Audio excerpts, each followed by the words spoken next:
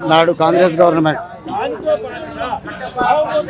నాడు గతం లోపల ఇందిరాగాంధీ గరీబీ హటావో అని అంటే ఇప్పుడు మన కాంగ్రెస్ గవర్నమెంట్ గరీబోంకో హటావో.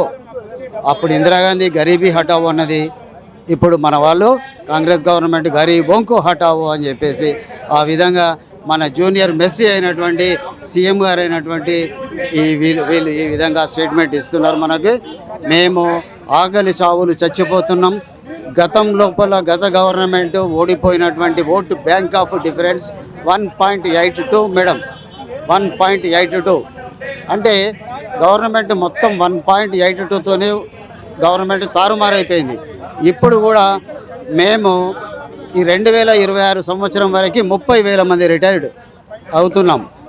ఇప్పటి వరకు ఫిబ్రవరి వరకు 22,000 మంది రిటైర్డ్ అయినారు. 2024 మార్చి నుంచి ఈ డిసెంబర్ వరకు ఇంకొక 8,000, టోటల్ ఒక 30,000. 2028 ఎలక్షన్స్ వరకు ఇంకొక 25,000, అంటే టోటల్గా రిటైర్డ్ అయ్యేటువంటి వాళ్ళ సంఖ్య 55,000 ఇంటూ ఒక్కొక్కరు 10 ఓట్లు పెట్టుకున్నప్పటికీ కూడా టోటల్గా మాకు ఈ తెలంగాణ గవర్నమెంట్ లోపల మనకు ఒక 50 నుండి 55 లక్షల మంది రిటైర్మెంట్ సంఖ్య ఉంటుంది. మా గౌరవ పెన్షనర్స్ యొక్క గౌరవ సలహాదారు కోదండరామ్ గారు ప్రమాణ స్వీకారం వరకే కోదండరామ్ అనే నేను అని అక్కడికి ఆగిపోయాడు.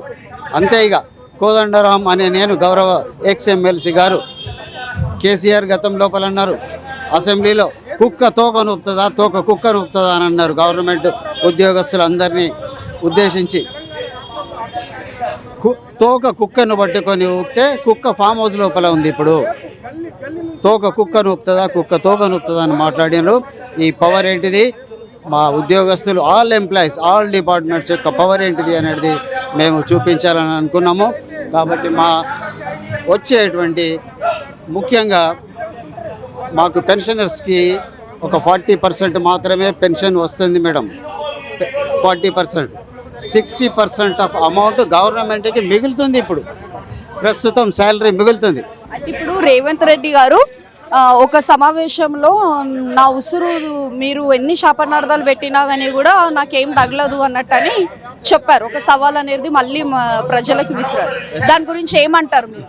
ఎస్ మేడం, సీఎం గారు ఆ విధంగా మాట్లాడారు. అయినప్పటికీ మా వాళ్ళు ఇప్పటి వరకు ఈరోజు కూడా ఒకరు ఎక్స్పైర్డ్ అయిపోయారు. ఇలా సెల్లో గ్రూప్లో వస్తుంది. నాకు తెలిసి 74 మంది చనిపోయారు.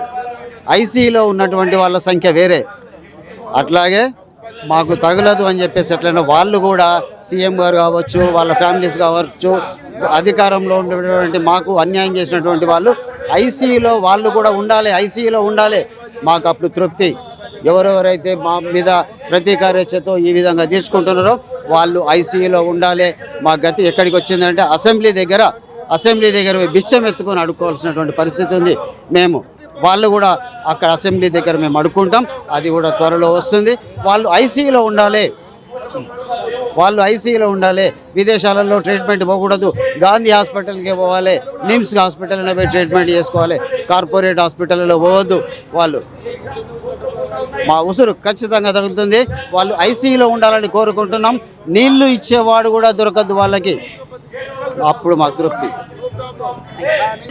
రావాల్సిన బకాయిలు రావట్లేదని చెప్పి వాళ్ళ మీద నిరాహార దీక్ష చేయడం జరుగుతుంది. ఏం చెప్తారు ప్రభుత్వానికి? మా డబ్బులు మాకు ఇవ్వమని చెప్తున్నామండి. నేను 36 సంవత్సరాలు ఉపాధ్యాయ వృత్తిలో పనిచేసిన, నిబద్ధతతో పనిచేసిన, నాకు రావాల్సిన డబ్బులు నాకు ఇవ్వమని మరి సంవత్సరంన్నర నుంచి పోరాటం చేస్తూ ఉన్నాం. నేను సెప్టెంబరు 24 సంవత్సరంలో రిటైర్డ్ అయినా. మరి రిటైర్మెంట్కి సంబంధించినటువంటి బకాయిలు, బెనిఫిట్స్ కావు, ఇవన్నీ కూడా బెనిఫిట్స్ అని అంటారు కానీ పొరపాటు. ఇవి బకాయిలు. మాకు రావాల్సిన డబ్బుల్ని ఇవ్వకుండా మేము ప్రభుత్వం దగ్గర మాకు జీపీఎఫ్, జిఐఎస్ అనేటువంటి పేర్లతోని ప్రభుత్వం దగ్గర దాచుకున్నటువంటి డబ్బుల్ని, అంటే ప్రభుత్వం దగ్గర భద్రత ఉంటుందని పెట్టినటువంటి డబ్బుల్ని ఒక చిట్ ఫండ్ వ్యాపారస్తులు చేసినట్టు ఈ రకంగా చేయటం ఎంతవరకు న్యాయం? జూన్ నుంచి ఇప్పటి వరకు 700 కోట్లని చెప్పి మరి ప్రకటన ఇస్తూ ఉన్నారు. కానీ 700 కోట్లు ఇస్తే మాకు ఎందుకు రావు డబ్బులు? మరి ఇవ్వకపోతే ఇవ్వలేమని పత్రికా ముఖంగా చెప్పాలి. లేకపోతే ఎవరెవరికి ఇచ్చిండ్రు అనేది ఒక రుజువు సాక్ష్యం ఏమీ లేకుండా 700 కోట్ల రూపాయలు ఉపాధ్యాయులకు ఉద్యోగులకు ఇస్తున్నామని చెప్పి మరి మాయ మాటలు చెప్పి ఎవరెవరికో కాంట్రాక్టులకు ఇచ్చుకుంటా మాకు ఇంతవరకు డబ్బులు ఇవ్వకపోతే మరి 700 కోట్ల చొప్పున 9 నెలల నుంచి ఈ ప్రభుత్వం ఈ రకంగా మరి ప్రకటనలు చేస్తూ ఉంది. ఆ రకంగా మరి 1000 కోట్ల రూపాయలు రిలీజ్ చేసినట్టు లెక్క, కానీ మాకు రాలేదు ఇంతవరకు. నేను కిడ్నీ పేషెంట్ని, నేను డయాలసిస్ 7-8 నెలలు డయాలసిస్ చేసుకొని కిడ్నీ ట్రాన్స్ప్లాంట్ చేసుకొని నెలకు 10,000 రూపాయల మెడిసిన్స్ వాడుకుంటూ బ్రతకాలి. మరి నాకు మరి ఎంత ఇబ్బంది అవుతుంది. మరి కిడ్నీ ట్రాన్స్ప్లాంటేషన్కు హాస్పిటల్ ఖర్చులకు 10 లక్షల రూపాయలు అయినాయి కిడ్నీ ట్రాన్స్ప్లాంటేషన్కు. మరి అనారోగ్యంతో బాధపడతా ఉన్నా. కొత్తగూడెం నుంచి ఇక్కడికి రావడానికి ఎంతో వ్యయమైనటువంటి పరిస్థితి. మేము 60 సంవత్సరాలు దాటినాక వృద్ధులం అండి. మేము వృద్ధాప్యంలో ఉన్నవాళ్ళని మీ మనవరాళ్ళతో హ్యాపీగా ఉండాల్సినటువంటి మమ్మల్ని ఈ రకంగా ప్రభుత్వము మమ్మల్ని రోడ్డున పడేసింది. మరి ఏ రాష్ట్రంలోనైనా ఈ భారతదేశం మొత్తంలో కూడా ఎక్కడైనా రిటైర్మెంట్ అయిన వాళ్ళు చనిపోయిన వాళ్ళు ఉన్నారా? ఎక్కడా లేదు. మరి ధనిక రాష్ట్రం అని చెప్పుకుంటా ఏర్పడినటువంటి ఈ తెలంగాణలో ఆంగ్లేయులు కూడా ఇంత దారుణంగా పరిపాలించి ఉండరు అనుకుంటున్నాను నేను. మరి 2.5 సంవత్సరాలు కావస్తా ఉంది, ఇంకా కేసీఆర్ అనుకుంటా ఎంతకాలం మమ్మల్ని ఇబ్బంది పెడతారండి? మా డబ్బులు మాకు ఇచ్చేస్తే మరి మేము ఇన్ని అగచాట్లు పడేటువంటి పరిస్థితి లేదు కదా. కుటుంబంలో ఒక పెద్ద చనిపోయిండనంటే ఆ కుటుంబానికి ఎంత వేదన ఉంటుంది. ఒక దురదృష్టం ఏంటిదంటే మా రిటైర్మెంట్ వాళ్ళ గురించి మరి ఈనాడు బీజేపీ ఎమ్మెల్యే గారు ఒక మంచి హృదయంతో మరి ఈ నిరాహార దీక్ష చేస్తూ ఉన్నారు. వారికి ముఖ్యంగా ధన్యవాదాలు. మీ టీవీ వారికి కూడా ధన్యవాదాలు.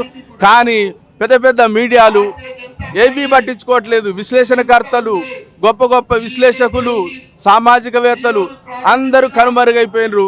అందరూ కూడా మరి రిటైర్డ్ ఎంప్లాయీస్ మీద కక్ష కట్టినట్టుగా ఇంతమంది చనిపోతున్నా కానీ మరి పట్టించుకునేటువంటి పరిస్థితి లేదు. కనుక మా డబ్బులు మాకు ఇచ్చి మీరు ఎన్నైనా చేసుకోండి, అందాల పోటీలు పెట్టుకోండి, సుందరీకరణ చేసుకోండి, ఇంకేమైనా చేసుకోండి, కానీ మాకు రావాల్సిన డబ్బులు మాకు ఇచ్చి మా ప్రాణాలని కాపాడాలని, మా కుటుంబాలని కాపాడాలని మీరేం మాకు ఉచితంగా ఏమి ఇవ్వట్లేదు, ఇవ్వవద్దు కూడా.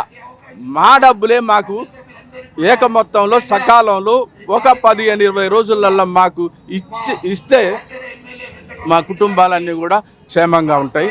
కనుక మా యొక్క శాపం, మా యొక్క బాధ, మా వేదన కలగక ముందే మీరు మా డబ్బులు మాకు ఇవ్వాలని కోరుకుంటాను.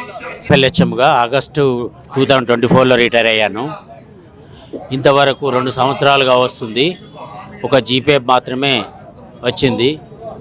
నాకు ఇంకా 40 లక్షల దాకా రావాల్సింది. 2 సంవత్సరాల నుంచి మా బిడ్డ పెళ్ళి, కొడుకు పెళ్ళి చేశాను. అప్పులకు వడ్డీలు కట్టలేక నేను బేజారిపోతున్నాను. కాబట్టి సాధ్యమైనంత తొందరలో ప్రభుత్వం వారు మాకు డబ్బులు పెంచాల్సిగా కోరుచున్నాము. ఇక్కడ మాకు మద్దతుగా వెంకటరమణారెడ్డి గారు నిరాహార దీక్ష చేపట్టారు. ఈ ప్రభావంతోనన్నా మాకు ఈ నెల లోపల డబ్బులు పెంచాలని వేడుకుంటున్నాం ప్రభుత్వాన్ని. 40 లక్షల దాకా రావాల్సింది. ఒక 5 లక్షలు మాత్రమే వచ్చినాయి. ఒక నెల పెన్షన్ తప్ప ఏమీ రావడం లేదు. అప్పులు మీరు కనుక ఈ సంవత్సరం లోపల డబ్బులు ఇవ్వకపోతే ఈ 72 140 అయితే ఆత్మహత్యలు. మరి వడ్డీ కట్టలేకపోతున్నాం. వడ్డీ కట్టలేక ఆత్మహత్య చేసుకోవాల్సిన పరిస్థితి ఏర్పడుతుంది అని చెప్తున్నాం ప్రభుత్వం వారికి.